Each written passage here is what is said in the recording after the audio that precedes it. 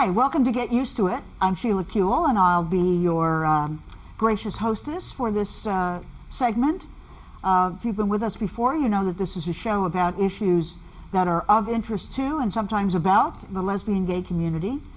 And today we're going to explore the topic of teaching, research, sort of what does academia have to do with our community and our movement, if anything, and kind of what's that about. And I have three wonderful guests. The first, John Heilman, who is a law professor at Whittier Law School in Orange County, also an adjunct professor at the USC Law Center. He teaches sexual orientation and law, and of course, like most of the law professors, he also teaches torts and evidence and criminal procedure and community property and a bunch of other things. And in his spare time, he's on the city council in West Hollywood. He's been mayor 5 times, and he's currently the mayor pro tem. Welcome, John. Thanks for having us, Sheila. I don't know how you find the time to even be with us, but I'm very happy that you're here. Thanks for doing the show. Thank you.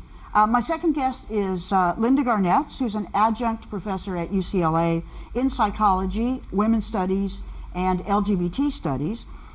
She's currently teaching the psychology of lesbian experience. She's also taught sexual orientation and mental health issues. And in terms of the research that often goes with academic work, she has been the past chair of the Committee on Gay and Lesbian and Bisexual Concerns for the American Psychological Association. She's the author of 2 books, I think that's correct, and more than 25 articles, including psychological perspectives on LGBT experiences. Welcome, Linda. Thanks, Sheila. Great to be here. Thank you. My third guest is Eric Watt, who is a professor at UCLA and Cal State Fullerton in, at the moment, I think, teaching Asian American sexualities class, and it's a joint class between Asian American studies and LGBT studies. He's also the research and evaluation coordinator for a nonprofit called Special Services for Groups. Welcome to all my guests. John, let me start with you. I wanted to do the show today because often people think, oh, well, academia is so separate from real life. All those professors are up there in an ivory tower, and they're either way too liberal or way too conservative, and they're, teaching what they want, etc. But more and more we've seen people in academia teaching about issues that have to do with our community. And you're a law professor, and we tend to count on the law a lot. So I want to kind of explore with you, first of all, why did you decide to teach in the law school, and why teaching issues about our community? I love teaching. I love communicating with people. I love communicating with young people who are so excited about their future, and they're excited about our issues. In the law school, our issues really are the cutting edge issues.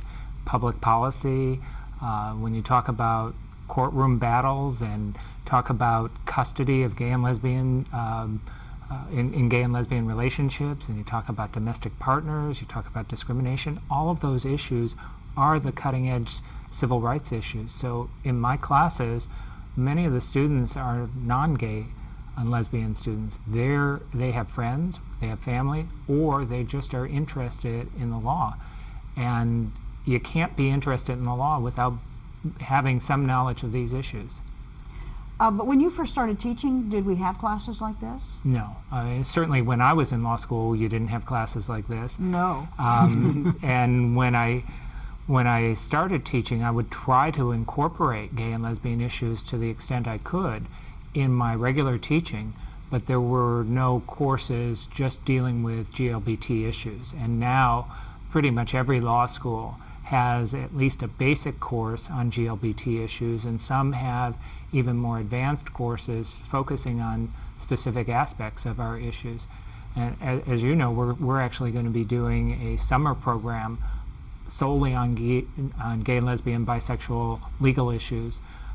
This is the first summer abroad program to really focus on our issues. And again, the student body is not going to all be GLBT students. A lot of other students are coming because they really are interested in these issues. There's been kind of an explosion of interest in the area in terms of classes as well as research. Do your students engage in research, or how how do you get them to connect what they're learning to kind of real life issues? Well, there are two things I do. First of all, when I'm teaching the course, I always include a public service component. So I require the students to do something, and they have pretty much free rein as to what they're going to do. Some of them will organize a symposium, sort of a teaching session on various issues that they're concerned of, and that opens it up to a broader audience, not just the people taking the class. Some of the students have actually done work in high schools and assisted high school students with learning about their legal rights. And then some of the other students have developed educational brochures that will be available. I had one student who was really involved in personnel, and so she developed an entire personnel manual that other people can use dealing with the implementation of the new domestic partnership law here in California. It's a big issue for employers. How do they provide benefits? How do they ensure that benefits are equal? How do they deal with our issues in the workplace in a sensitive and appropriate way? And so she's actually developing this, and she's probably going to be able to sell it to other people to use in the workplace. So what do you think your students get out of your class? You know, I think even when I'm not teaching sexual orientation in the law, a lot of students tell me that this is the first time they had somebody openly gay as a professor. And for many people, and we tend to forget it here in West Hollywood, but for many people, seeing an openly gay person in a position of authority is new for them. And it opens their eyes. Even some of the most conservative students have been very supportive of my teaching because they relate to me and they respond to my teaching, and it changes their viewpoint about who we are as gay and lesbian people. So that, I think that alone is a very important contribution.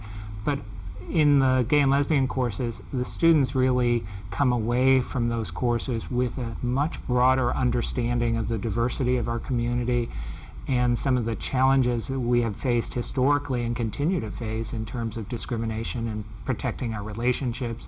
They come to understand that our relationships are much different than they had thought coming in. And I think they also recognize that our community is very diverse in terms of viewpoints and in terms of what we really want. I team taught it this last year, and my colleague who I taught with, she and I would battle over certain issues because there isn't a universal viewpoint within our community. So I think that exposure was good for the students as well. Well, also in the law, there's not a universal point of view. I mean, what we learn in law school essentially is there's no such thing as the law. There is policy embedded in, rules adopted by real people and then interpreted by court. So the interpretation, I'm not saying that it's, way, way open so that there's never any secure identification of what the law is, but it's more or less an argument. And that, I think, is, it's a good thing for them to learn as well, the team teaching notion. But, we've, the community has really kind of become a movement. I mean, a community is one thing, it's a supportive environment. A movement really is, something moving towards a goal. Do you see the kind of teaching in law school or undergraduate or wherever has a part or a place in the movement? Oh, absolutely. And I think that when you talk about a movement, we really need all different components. We need people who are activists out on the street, and we need people who are able to go into the legal system and be advocates for our community there. We need people who are doing research, because the kind of research that your other guests are going to talk about, that is useful in making the legal arguments. Some of the great work that's being done at UCLA and the Williams Project, that empirical data is then able to be transferred into the legal arguments that are being used to advocate for protection for our relationships and the ability of gay and lesbian couples to marry. So all of those component parts are essential to a movement. And I think what's happening is, and hopefully will continue to happen, is that the divisions between those components of our movement will break down, and we'll all recognize that we all play a role. In academia, I think the role is in inspiring the next level and the next generation of leaders and advocates. I think it's also informing people about our community. And I hope to some degree we're able to give people the incentive and the excitement and the passion for our issues that I think all of us share in terms of attaining equality for our community. Well, Linda, you're teaching at UCLA, and I know you've been teaching a class about the lesbian experience. Absolutely. But I know you've also taught in the sort of broader area of mental health issues, as well as doing research. What is your experience like at UCLA? What are your students like? What is the class kind of framed around? How long have you been doing it? A little history on your work there. First of all, I want to take one of his classes. I'm inspired. That would be great, but the problem is you turn out to be a lawyer, so you have to think about that. There is that. I've been teaching this class since 1987. The particular class, it was known originally as Psychology Lesbian Experience. Now it's affectionately known as Dyke Psych. Everybody's got to take Dyke Psych. And it was an interesting how it came to be, because there were very few courses at UCLA at the time. But there were two straight women. One was the chair of the social psychology area. One was the chair of women's studies. And they said, we need a course on lesbians. And they knew that I had a feminist background and was a lesbian. So therefore, I was doing research in that area, so they asked me to do it. And fortunately, they were negotiating, psychology and women's studies was negotiating an arrangement. And so they made a 7-year commitment to the course, which I do not believe that course would have stayed without it, because there were many people, particularly in psychology, who thought this course was irrelevant, thought it had nothing to do with science, thought it was advocacy. And every year, despite that I had this contract, the curriculum committee would review it and say, I don't know why we're teaching this class, and I'd have to get all this information again to show that in fact you've committed to it. And I'm happy to say, after all of that struggle, that now the class is a permanent class. Well, I'm smiling because the rest of the sciences feel that way about psychology anyway. There you go. Like, that's not a science. Why are we teaching that? I remember that from this is true. So that's the history of it. It's been wonderful. It has been. As long as I've taught it, there's always been more women than men, but there's always been cutting across ethnicity, sexual orientations, and various backgrounds, and it is the best environment for social change. Because when I created it, I won't take more than about 35 students. It's just everyone can see each other, and it's a combination of teaching them a lot of information to reduce stereotypes, but to create an environment in which they talk to each other, they tell each other stories, they listen to each other's lives, and it's transformative. And I early on introduced the concept of allies, goes with something John was saying, so that every heterosexual student can feel like there's something they're working towards that they would want to work towards. And while we focus a lot on the straight students and how they'll be affected by our learning, one of the most powerful things, and the thing that makes me the happiest, is that the gay and lesbian and bisexual students talk about what it's like to be sitting with a group of heterosexual allies as they talk about their lives, and they make enormous personal changes. And everyone leaves politicized. Sort of what John was saying. What kinds of units or subject areas would be included in your class? Yeah, I have about 5 major themes. I have found it important to first help people understand the concepts and the intersections among racism and sexism and heterosexism and how those interface. It's always been important to make sure that the diversity of our community is forefront for everybody. So I do a theoretical piece. The second part is historical. I have them read Lillian Faderman's book, which talks about the 20th century experience of lesbians. And so we talk about the changes personally and politically that have occurred from 1900s up until now. So they have that perspective. And then I talk about identity development in a multicultural context, and how we come out to ourselves, to our families, to the people we work with. We focus on developmental issues that have to do with lifespan, like, there's life past being 20, I like to point out. So we talk about midlife and aging and what changes in that.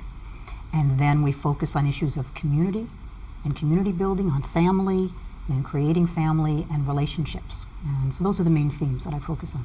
The area of psychology, I know you've had a private practice in, Yes. as a counselor and therapist as well as a kind of organizational counselor Yes. past. But I think the work that I'm probably most familiar with is the work that you've done in drawing together research about our community as well as your own, Yes. and the incredible affect on the American Psychological Association and therefore really on the country. Could you talk a little about, or a lot I'd about love to that? talk Please, because that's the research part of it and the teaching part. I mean, in most teaching has to do with that. Yes. So I think it's very interesting It's what you've really, done. really, it's one of the things I feel most proud about being involved with, because in our community, the truth is that psychology specifically has been such a source of the problem. You know, we know we're living again through being sinners, but there was a long stretch with our being sick and pathologized has destroyed so many people's lives. And the way we changed that was the joining of activists who said, this is not okay, and gathering research that showed that we are not psychologically any more impaired than any straight person. That research, and in 1973, changing the Bible of Psychiatry, the Diagnostic and Statistical Manual, and saying that we are no longer being gay in and of itself means you're mentally ill, was very, very significant. And then what allowed us to start doing research, that we spent so much time doing research that said, let us prove we're not different than you. Let us prove we're not sicker than you. Well, you know what? I think we're different than you, and I like our differences. So we were able then to gather research that moved from that affirmative stance to start doing things that looked at the nature of our lives and how we create our lives. And, you know, now one of the things I got most pleasure from is a book that came out in the 80s by a woman named Pepper Schwartz, and it's called Peer, P-E-R, Marriage, and she talked about egalitarian marriage, and the entire book is basing it on research of gay and lesbian couples, and said if straight people would learn more about our relationships. So it's kind of been allowing us to show our innovation and our uniqueness. It's particularly important now because as we have a conservative backlash, there is also a conservative backlash in psychology. There are now people that are, because there's a loophole in the American Psychological Association rules and regulations about diversity, that religiously oriented schools don't have to be held to the same standard. And there are many religiously based psychologists, particularly. Some of them are not religiously based, they're just uninformed and homophobic. We're on TV, so that's what I'll say about them. And they are now trying to bring back repathologizing us, advocating celibacy or conversion therapy. And if for people who don't know, conversion therapy means that they will try to change our behavior and our identity from gay to straight. And so I am revitalized in my efforts to teach and to use the research we have. The cool thing is we have research that refutes everything they're saying. And the one other thing you asked me, I'm giving you the long answer, is that okay? That's good. One last thing I'm answering is that where this applies to the American Psychological Association is we were able to use this research, and as you said, I was involved with the governance and so on of the organization. So they have now come up with resolutions from the association that say it's unethical to try to convert someone from gay to straight, that have said, that came out in favor of same-sex marriage, that have come out in favor of a lot of our issues because the research justifies it. APA has done so many wonderful amicus briefs in support of our issues because the data is there. That's why it's so important to understand the application of research to practice and policy is critical. Eric, Yes. it's interesting to me also the connections that we've had from the beginning. I think to ethnic studies experience in academia, because that was a difficult uphill struggle to even, be recognized, to have there be institutes or centers or whatever. And your history began in the Asian Pacific Studies arena. Tell us a little about that, and then how that may have either brought you or your own experience brought you into teaching in LGBT arena. Well, I first started becoming more active on campus through Asian American studies, but also women's studies as well, just talking about that, because at that time before LGBT studies, women's studies really the kind of classes that you can take that you can still learn about sexuality and sexual orientation and talk about all these things that you can talk about in other classes. And it's interesting to me because both disciplines have this idea of using education for social change. There is a political purpose to why someone would go to college and raise the consciousness about how the world really works. So when LGBT studies come along, I really try to sort of import that kind of idea of social change into what I teach, and that's how I think about putting together a syllabus, always thinking about what does this mean in terms of the community, what's going on in the community, how do I get people to think about these issues differently. And I also equate education to another form of community organizing, really. And it's probably the easiest form of community organizing because you have a grade. They have to stand in front of students, so they have to talk about what you want them to talk about. They have to write this paper. They have to do these readings. In the community, organizing is much more difficult. It's much more harder to motivate people to do what you want them to do. So again, it's another way for them, like some of the experience that you guys described, that people sort of just have the light bulb turned on when talking about these things and be able to relate to their own personal experiences. Classroom, it's a wonderful opportunity if you do it right, for that to happen too. So this is so natural for me to jump from the activist to also the educator as well. So tell me a little bit about what you teach and what the content of the class is. Currently, I'm teaching a class on Asian American sexualities. It's, like you said earlier, it's a class that are jointly offered by the Asian American Studies Department and the LGBT Studies program at UCLA. And actually, the history of that class came out of one of the classes that Linda taught many years ago on Introduction to LGBT Studies.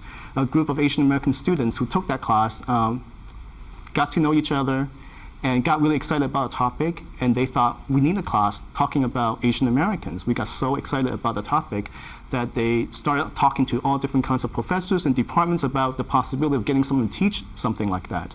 And the responses has always been, we don't really have that much on the topic. It's really hard to offer a class when there's not that much research done or information out there. And so the students, with the help of the Asian American Studies Center, spent at least a quarter, probably more than a quarter, put together syllabus and put together a list of readings. And I kid you not, the first time they offered this class, the course reader was 2 phone books big on Asian American experience. We all make that mistake. Yes. You have to read everything now. Yes. Yeah, I probably have people read 3 articles per week right now. But at that time, it was so amazing. You just go against everything that everyone thought about materials being out there for API, queer APIs folks. So, and when I teach this class, when you were talking about your class, I was thinking, wow, this is so amazing, because I also go from history to identity to community. With the Asian American class, studies class, I also add in the transnational part, because there are a lot of people who are sort of shuttling back and forth. Sure. You talk about sort of sex tourism as one of the huge issues impacting both sides of the ocean. So, so this is sort of what I usually include in it. But the identity not has to, but a lot of times it's based on the history. So this is why I think it's so worthy to talk about the history of the movement. How do we come about, My own research is really about how do we find each other when there was no organizations, when there was no community, So the fact that there is a community now, it doesn't come out of just people's goodwill. People have to fight hard for it. And to me, that's also a very important political lesson for the students as well. Well, it is also the case that we had to fight hard for the inclusion of these classes. I mean, what Linda said about, what is that about? There's nothing to teach. And you've had kind of the same experience at the beginning when the students were trying to pull together these materials.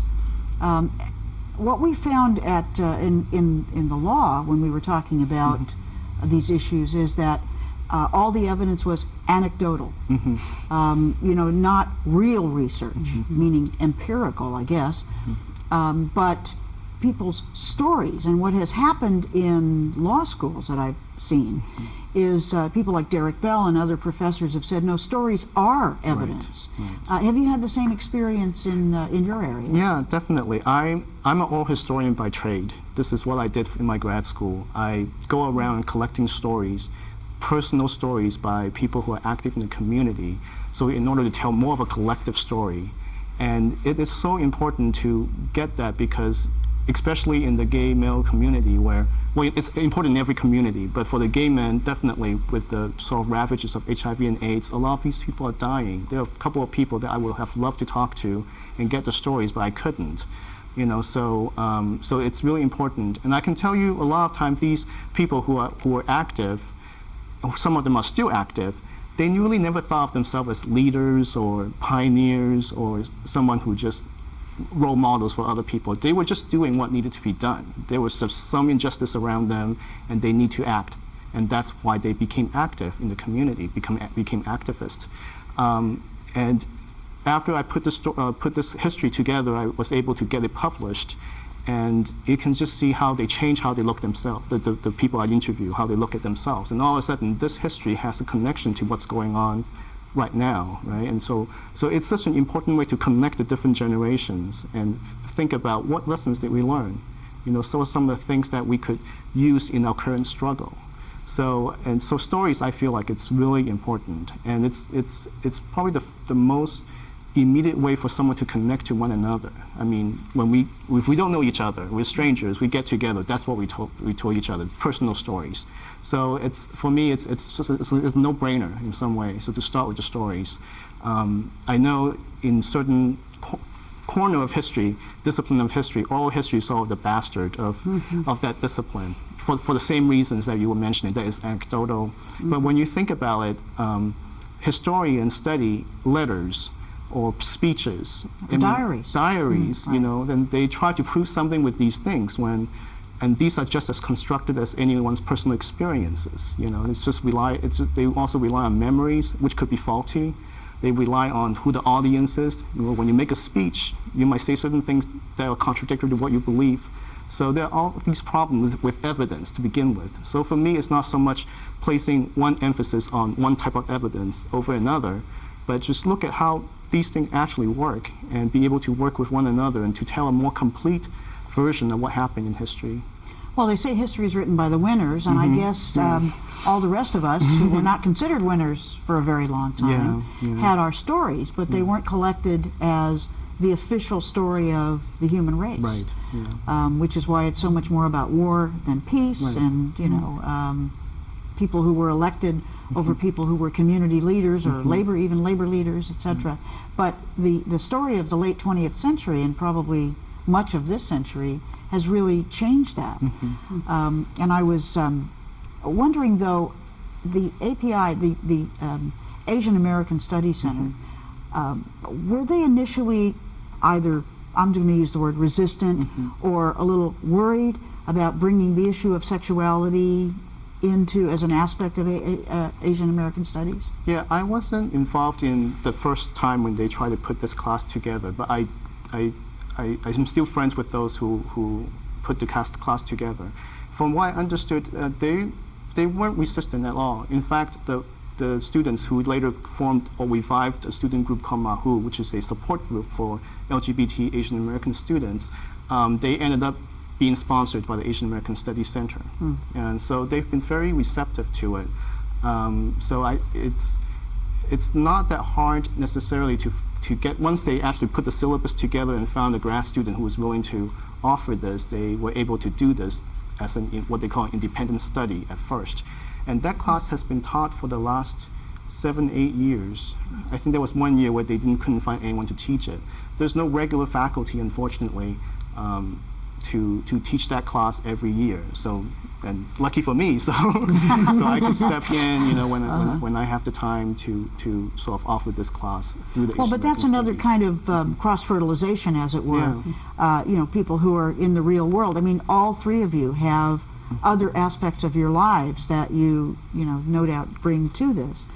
Is there any communication, though, between and among the sort of the lesbian experience class, the Asian American LGBT experience class, etc.? Do you, since you're both at UCLA, at least occasionally, do you see some discussion and dialogue around that?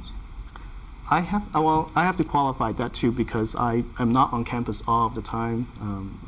So it's really hard for me to see the kind of interaction that happens on campus with the students at least. So. Yeah, what I would say is a question about the students would be different than about the faculty. My sense is that there are many students. One of the great things is you can get a minor in LGBT studies now, and that minor means that you're going to be hooked up with some other area. So a lot of the students run into each other, whoever their orientations are, but they take various courses because even though there's plenty more than when I started, there's still a finite number of courses. So I think the students have a lot of cross-fertilization, plus a lot of them get involved with all the various activities on campus. One of the nice things is there is the LGBT office itself offers lectures and so on that people can go to that is very valuable. There's a LGBT resource center on campus where the students gather. So there's wonderful network for our students now. My sense is that the faculty doesn't have, because there is nobody just teaching LGBT, they're all also in some other discipline, that there are meetings and they have contexts where they meet because there are professional things on campus or presentations, and a few times a year they have a meeting, but it's not like a department that has regular meetings. However, saying that, because people feel so passionately about our issues, we get to know each other. But there's a lot of informal networks, a lot of listservs, that kind of thing. I was thinking when I read the obituary this past week of Kenneth Clark, who did the research for that was used in Brown versus Board of Education about the detriment to young African American students, children, from segregation, from segregated schools. And it was, I think, research in psychology. It was. He was the past president of the American Psychological Association. And he was also a professor. Yes, he was. So, I mean, that was great research and incredibly important in retrospect. I'm sure he didn't know when he was doing it that it would be the basis of one of the most important Supreme Court decisions in the history of America. But I'm interested, and what made me think about him is really for all of you, the connection between and among what you're doing on campus with your classes, with your students, and movement. And whether that's a good thing or a bad thing, because people think we're advocates and everybody else is neutral. When you said, oh, but that's advocacy, that's not just teaching psychology. So have you, I don't even know what the answer might be, but tell me what you think about the connection to movement, whether that's a good thing, whether that's a suspect thing, in terms of academic neutrality or, whatever. Or if that's not a good question, make up your own.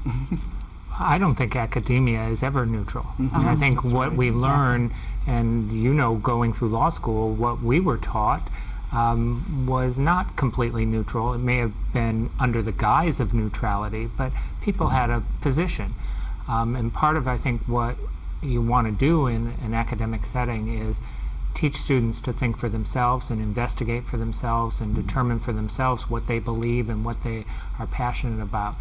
But I think the connection between academia and our movement is so important. Our students learn leadership skills by participating in the movement.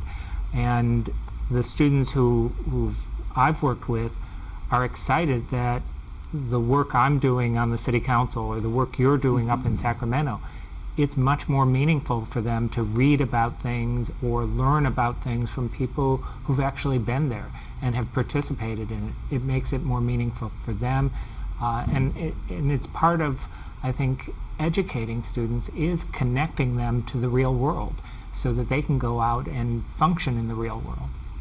To add to that, there's been an important movement within education of talking about social justice education and the importance and the value of teaching people about principles of diversity and equality and so on.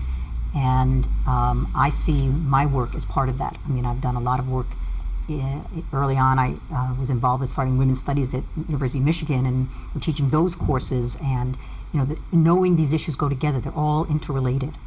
And I think I agree with John. First of all, it is critical just to open people's minds. I mean, I was struck this quarter by the number of straight students that said, I don't know if you understand, this is the only course that deals with women's sexuality on campus. This is the only, the discussion, that what invariably happens in my class is it starts out as an issue of sexual orientation. And it moves, it moves in many ways, but one of the ways it moves is the women kind of see this commonality of experience because there's status difference between men and women, and the men kind of see a commonality, and so I feel that it in and of itself, it opens up the possibility of people just understanding a variety of perspectives. It gives people a chance that they don't get in society to meet people different from themselves. In other words, the lessons they take is not just about our community. It's about how to be in the world, the kind of person to be, and I think that inherently connects people to our movement because they realize it's about love. They realize the cost of homophobia is about hate. And it also, because it sounds like we all teach with the intersections, because you can't pluck out one aspect of diversity. But I really think the social justice education is the underpinning, and I'm all for that. And I think it's tied to movement building. Yeah. And I think too that anytime you walk into a classroom, you're dealing with partial truth. Even in my classroom, and I try to remind students that this is what having critical thinking skill is about. I'm trying to present you a side of the story. It's probably a side that you never heard of in other classes, so I don't think it's biased in that way, Right. That it's going to overturn Remedial. everything that you learn. Right? Right. And it's also important to think about academia. The history of academia, knowledge is discovered because of these minority opinions. We advance sort of how we advance in the field is having these minority opinions, sort of challenging what's been accepted as normal or just the truth. And if you don't question that, then there's going to be no gain in knowledge. So it's always important to have that perspective when you walk in the classroom. Unfortunately, of these university, the classroom is set in a way that the students are always looking to the to the lecturer or the professors for answers. But really, the class that it's just like you try to limit your class to 35 people And so they that sit you have around to so you can see each other. So you sort of decentralize this idea of who the authority is. That's the best way to learn, not sit there and listen to someone speak for 3 hours, even if he's the most or she is the most amazing speaker. That's not how people learn. Well, that's the other thing that could be revolutionary as well, is that our methods of teaching, Yeah. I don't mean just gay and lesbian people, but I mean often we challenge the whole, loaf of bread, as it Definitely. were, about teaching. When I was first teaching at Loyola Law School, we were being evaluated because I was a first-year assistant professor. And it turned out that I was criticized by one of the, or two of the more senior professors for spoon-feeding my students, which we later discovered meant I wasn't teaching them by terrorizing them the way students are normally taught in law school. And I didn't give them answers, but if they were wrong, I didn't beat them up. I simply elicited the next. I thought that was the Socratic method. Well, it turned out, interestingly enough, that only the women were accused of spoon-feeding their students. Right. So clearly we had a style that was not the regular style. And when we discovered that every single one of us had been critiqued on the same basis, we decided that there wasn't something wrong with us, there was something wrong with the old style. And in challenging that, kind of opened up smaller seminar classes, ways of sitting around instead of facing, but Sure, discussion, new ways of challenging the law and thinking about the law, which in a sense came out of movement because we had these struggles where ideas, don't intersect but kind of go right up against each other in the movement as well. So you see differences, I think, in teaching structure. I'm not sure, John, whether you've had this experience, because you teach in a very kind of open law school, it seemed to me, when I was there. Well, because I teach at both Whittier and USC, Oh, I get right. the experience of two law schools. But what you were saying about the criticism that you received, I received the same criticism early on, that I was too nice to the students, that I was doing too much work for them, I was making it too easy for them. But the students always evaluated me and said that I was a very hard grader, that my standards were very high, but they loved the class because they felt like they came away learning a lot. and they enjoyed the learning experience. And I think there is something, and this was what Linda was saying earlier about us being different. Yes, we're maybe the same in many respects as our straight friends, but we are different in some respects, and I think we have, because of our experience, a greater sensitivity towards people. At least I would think some of us do, and we know what it feels like to be terrorized, because for many of us, our existence is terrorism, at least in the early years before we're out. So I think we do have that, and we bring that to the classroom, and we have that warmth that students respond to. I think our passion about different issues as well makes us more willing to try different things and connect to doing more service learning where people are actually helping people and not just learning in some sterile environment. I'd like to pick up on that because I actually wanted to share a little bit about method, because I've thought a lot about it in terms of the class working, and the things that have been, the elements that I include, or many would have already been expressed, but one is that I actually set some ground rules at the beginning of the class, so to create an environment for people feeling safe, and including the assumption that they're all resources and I don't know all the answers, as well as there's no personal attacking, even those differences in ideas. So it kind of sets a norm, because I believe that part of what I want to teach them is how to be respectful of themselves and each other, because you can't do that and not start to appreciate if some people have privilege and some people don't. And that's my hope. So there's that element. I also have them do weekly reaction papers, because that's why I like to keep the class small. Reaction to and what they can do, happened in class? They don't get evaluated or graded, except that they have to turn it in. They can do it on the readings, they can do it on the class, they can do it what gets picked up in something that, and what ends up happening is they either ask more questions or information, or they share more personal things. And I respond. I really take time to respond. It's one of the most gratifying things, because we have a dialogue. They come back to the class and it just kind of deepens the level. But I'm saying, so I have really believe that mixing of the kind of personal with the academic is the best environment. Also, every week they read personal stories as well as the academic, because if the data isn't real, it's not going to mean a thing to them. And the only last thing I wanted to share is that, and maybe because it ties to the movement, the last day of class, I scare them that they have to come, it's mandatory. And I basically I have a whole ritual that I don't want to reveal in case they're watching, but I basically do a queer graduation. And I think about all the students, each person I know, and I give them pins, from the various, affirmative pins, but they're sort of graduating, and I have them each write on a piece of paper one stereotype that they came into the class, and collectively we all scream them out loud, rip them up, and throw them in the middle of the room. And then they write down at least one commitment they're going to make, that they're going to do different as a result of the class, and they don't have to share them, but many people do. And I just feel like it sort of, that to me helps them bridge what you've been asking about. And I know some people would think, I don't know what that was, whatever they would think. I feel like it's really helpful in the learning.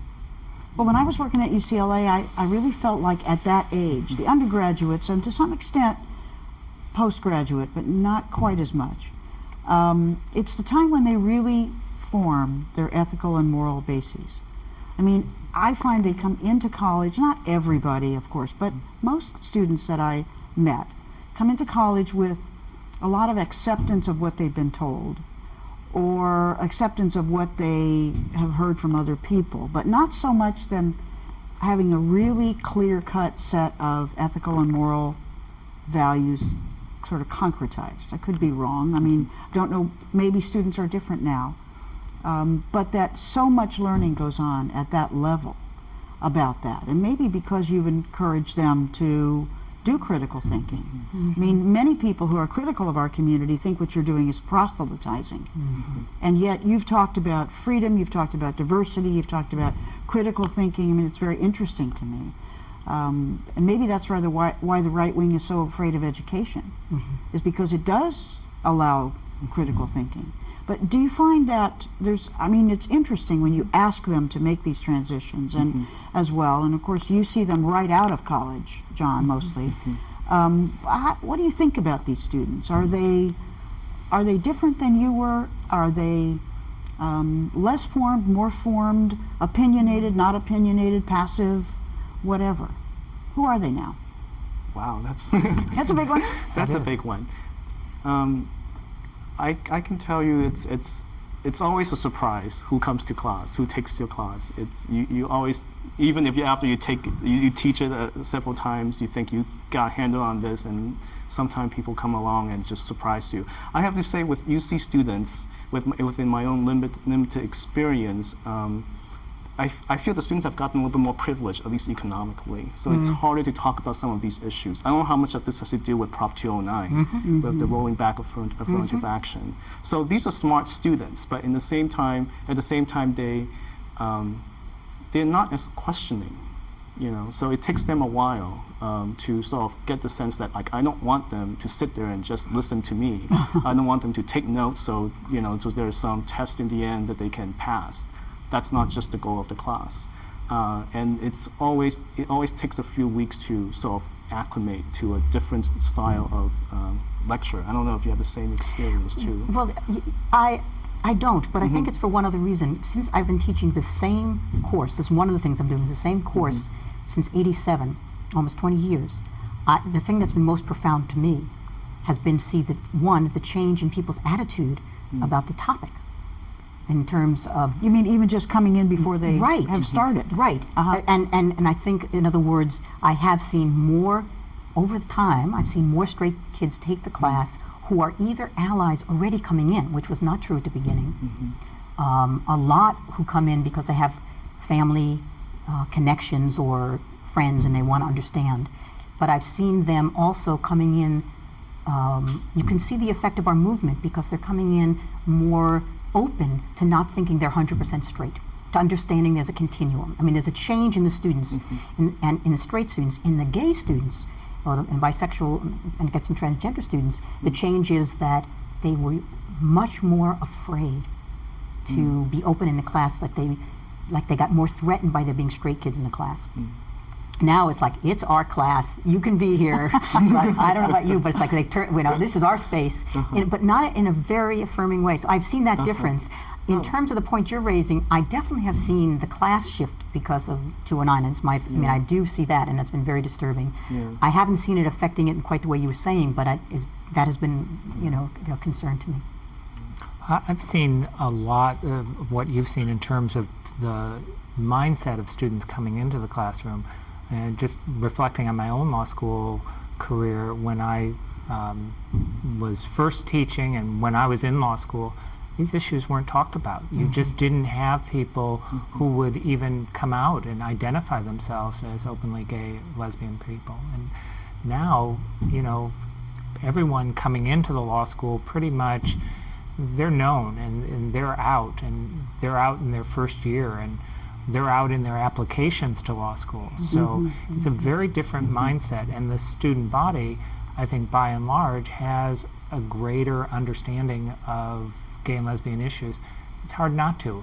Our issues are all over the newspaper, all over the media, and so the change has been dramatic in the last 20 years in terms of where people are, just in terms of their knowledge and their awareness. Can I say one other thing, though, that has been quite disturbing, particularly this year?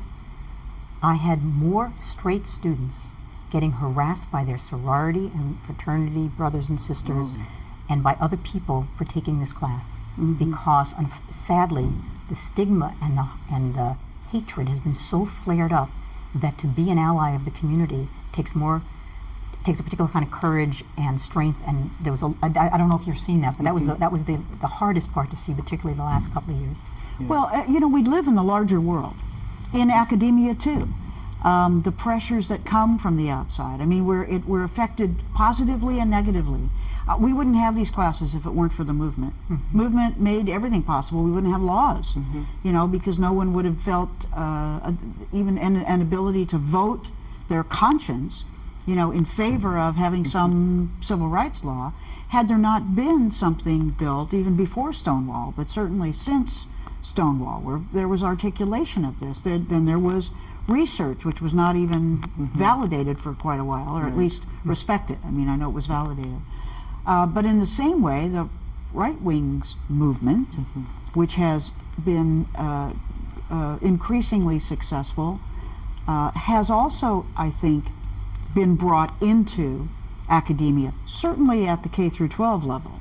I mean, there has been so much homophobic work, and yet we have a law that says you can't harass students on this basis, and there's been, you know, cases and a lot of good conflict where people had to stand up and say, no, I'm for it. No, I don't like unfairness. You know, I like civil rights. I like equality. Even students at, you know, at that level. But I think there's been this impact, not as much in universities. Universities are generally shielded from these ultra-conservative swings. But I could be wrong. I'm not teaching now.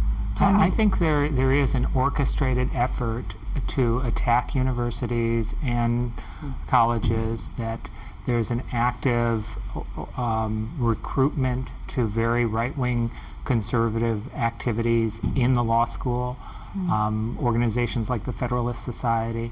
The Republican Party is recruiting heavily on college campuses, and they're spending a lot of money to do that, to fund that kind of recruitment. And part of the way they recruit is by attacking schools that are offering different points of views, and attacking specific classes, and trying to demonize people who participate in it. So I'm worried about that. I think that we need to be careful about that, because it is certainly on the right wing's agenda to come to campuses and attack us. Well, the Solomon Amendment that said that you don't get any federal funding for your entire university if you don't allow the military to come and recruit. You might have a policy against discrimination in the university, and that was really sort of fought out in the courts. So far, we've actually prevailed, although it took a while. Many law schools were actually involved in, you know, getting students to help file those briefs. Right. But it's still threatened, and really not clear. So threatening the funding for teaching these kinds of classes is also, everybody says academic freedom, and so far that's been, just like freedom of speech has been a very, very important, you know, bulwark for us. So tell me what you feel most, because we have about 4 minutes left, what you feel most affirmative, most confident about in terms of teaching and the importance of teaching these classes at the various levels at which you teach. What's the best thing about them being taught? About the classes being taught? Or? Yeah, the sort of the what happens in the world, or sort of the, you know, what do you have confidence that keeps you going and doing it? I think for me, it's that light bulb that goes on in the classroom, and it might go on the first week, it might go on in the last month and 10th week, but you know it when when you read the paper. You're like, wow, you know, this person has never thought about these issues before, and he or she might be even apologizing it in the paper, but they are thinking about it, and the fact that they are thinking about it because of the class it's fascinating. I mean, they don't have to go out and protest in the street in the end, but the fact that you do have this impact on the person, it's really incredible for a teacher. All of that, and it gives me faith and hope for the future. I love being engaged with students at this age. I feel like I'm getting a pulse on what's happening, and I watch the transformation in the class, and it just gives me hope. I kind of love seeing the transformation through the law school. And my students come in and they're really smart to begin with, and then watching them grow through the 3 years and their skills improve, and then watching them graduate, and then keeping in touch with them after they get out, and knowing that they're out there doing good things. It may not be in our movement or in our community, but they're out there and they still have the values that they picked up along the way and that they committed to. I think that's exciting.